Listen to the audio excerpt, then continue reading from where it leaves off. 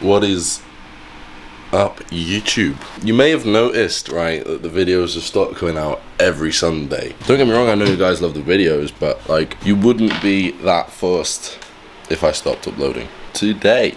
Okay, I have no idea.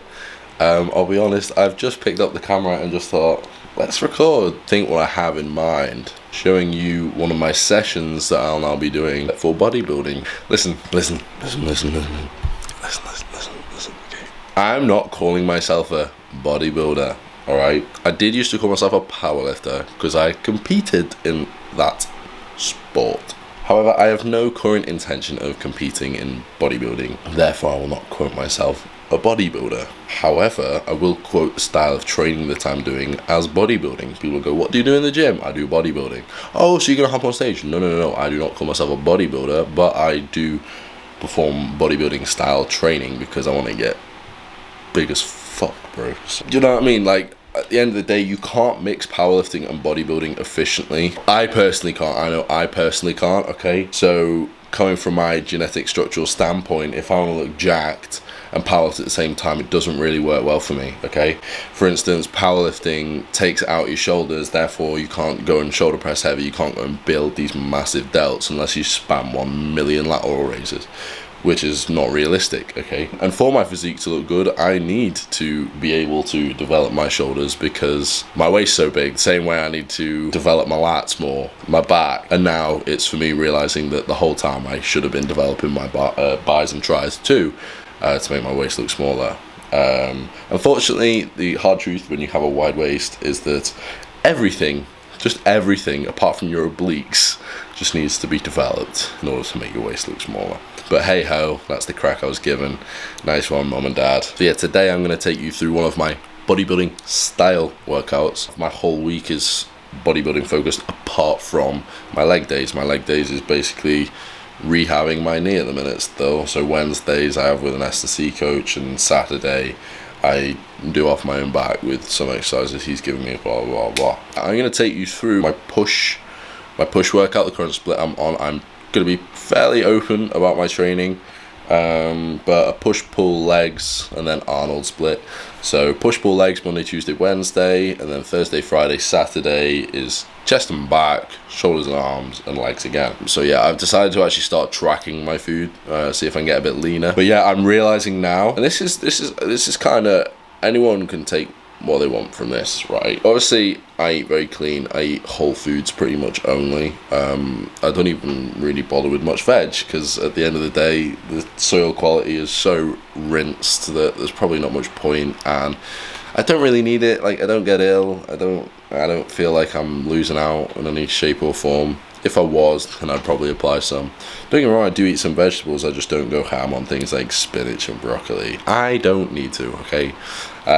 So yeah, my whole diet is potato, eggs, steak, beef mince, rice, chicken, bacon. And yes, I do eat chicken, just not a lot because it's just full of omega-6 and inflammatories. So I have chicken when, like, I really don't want beef. For instance, if I'm sick of beef mince one day, I'll go, oh, I'll have some chicken there. At the end of the day, it's a protein source. It's not the worst. So yeah, so when I go off course, like I'm going on holiday for 2 weeks, it hits my body hard and my body notices it. So like the other day I had bread.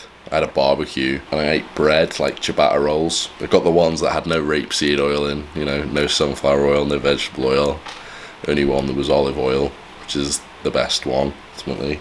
Aside from butter and beef tallow, if you're going to be using fats to cook. But yeah, my stomach was bloated. I looked pregnant for about 4 hours. So yeah, when you get to my level of just absolute sigma, then it kind of sucks a bit when you go back to real life for everyone else that thinks bread's perfectly fine.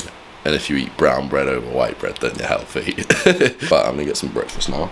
Bro, tell me this isn't anabolic without telling me this isn't anabolic. You can't. There's no way you can tell me. There is no way you can look at this and say, mate, what are you doing? 4 eggs, like 500 grams of potatoes. Minced beef with mushrooms, ham, and probably a bit of tomato in there. Mate, just, if you wake up and eat cereal for breakfast, I'm telling you, and you're going, why aren't I making gains? Why aren't I making gains? Bro, not being harsh, but that's why you're not making gains. You need to eat some of this. At least level up your breakfast by having Rice Krispies and scrambled eggs together. That's a start. That'd probably be disgusting. I'm going to get the back of my hair cut off because I decided it has to go bled. It's time to go. Alright? Yeah, like one of them ones. Needs to go. We're going to go get that cut off and then smash an absolutely hench session. Don't know why the fuck I just did that, but...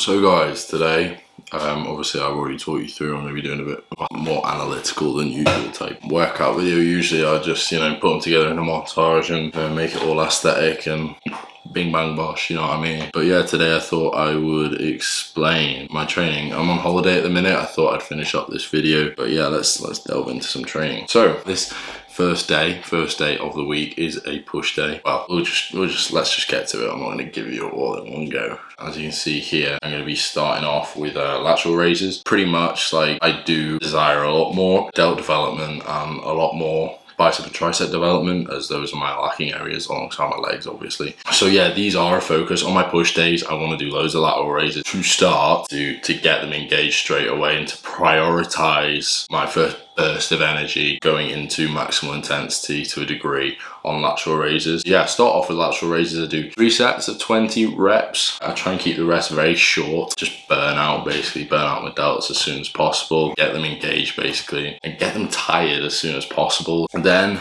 I'm going to follow up with some flat dumbbell press. I'm no longer barbell bench anymore. Dumbbell bench is kind of where it's at for me. A nice slow eccentric and then an explosive push. I really do feel a great contraction on those. Obviously I'm getting the depth to stretch out the pec and then getting a good contraction on it by pressing properly. Pec works through that range of motion, hence why cable flies are probably one of the better things to do, because your pec works through adduction of your arm across the midline of your body. At the end of the day, we were all to just do the ultimate optimal exercise for each muscle group. Our training wouldn't be very varied, it wouldn't be very fun, a bit more exciting on a pressing movement. Then I'm going to move on to some dumbbell shoulder press. So my shoulders are kind of tired at this point. Starting off with the lateral raises, dumbbell bench, it's a little bit of anterior delt. Really do kind of like, I want to go ham on every single exercise, every single set. As you can see here on shoulder press, I'm pushing to the limit.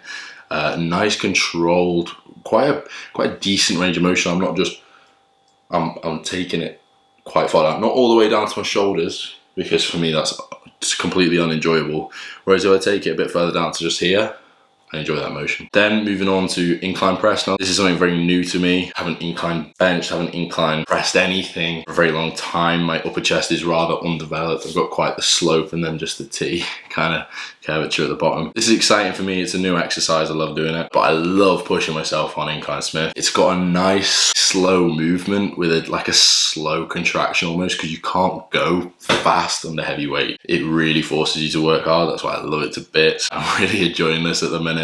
As you can tell, I'm kind of going balls to the wall here, but yeah. Next, I'm moving on to some tricep push downs. Now, a lot of people probably look at me in the gym and think, oh, he's cheating by doing like, I want to hit that long head more. You kind of need that stretch, forcing, you're not just staying in this range of motion, you're stretching the back of the tricep, then bring it back down. That is why my elbows come so far forward, is to get that stretch at the back, getting that stretch, re-engaging, and then pressing. So basically I kind of just chase feeling it in long head as much as I can, because that is ultimately where I need the most development. It does take a fair bit of volume to kind of knacker out my triceps. I don't want to go too ham on volume. I'll probably just do a couple drop sets. As long as I'm getting that squeeze and I'm feeling it at the back of my tricep, that's why I know it's hitting right. And then straight into overhead tricep extensions. Now these are better for getting that stretch, because your arms are literally back like that. So as you will see in the video, I stretch further back,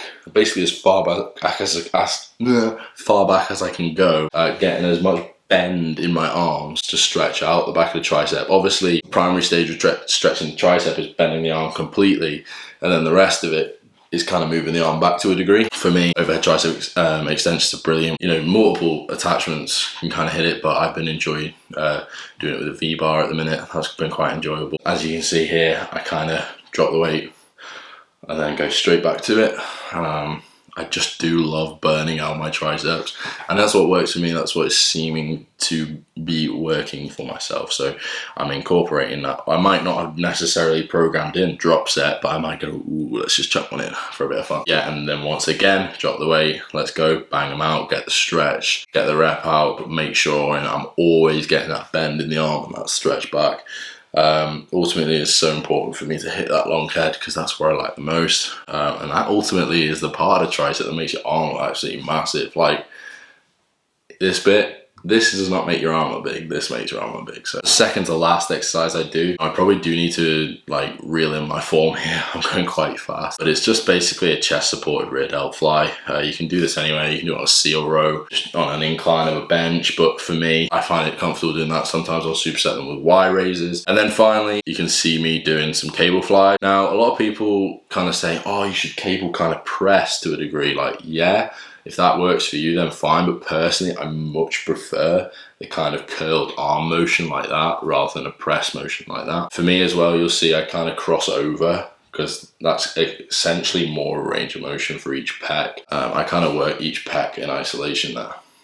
So yeah, I mean, all in all, that was pretty quick, nice and simple, really. So yeah, I think I might print some stuff over the screen as well, a little bit extra added info. So I've probably missed a shit ton of stuff that's in the back of my mind as to why I do certain things, but I'll just stick that over the top of the video. I think I probably did just waffle on the whole time. I'll try and get better at doing this. I haven't really structured this. I've kind of just like watched myself training and just gone, let's talk over the top, rather than these are the points I'm going to make. So I'll probably just stick the points on the screen. So yeah, I hope you enjoyed this video. If you want to see more videos styled like this, then great. I also would like you guys to kind of comment and tell me what sort of videos you'd like to see me doing. I don't know whether you are completely enjoying just like day in the life type videos, watching me eat my breakfast, bit of B-roll here and there. I know everybody loves a bit of B-roll. There's only so much you can do in the same kitchen. So I hope you enjoyed this video. Make sure to like, subscribe, leave a comment. It's important. I'll catch you guys in a bit.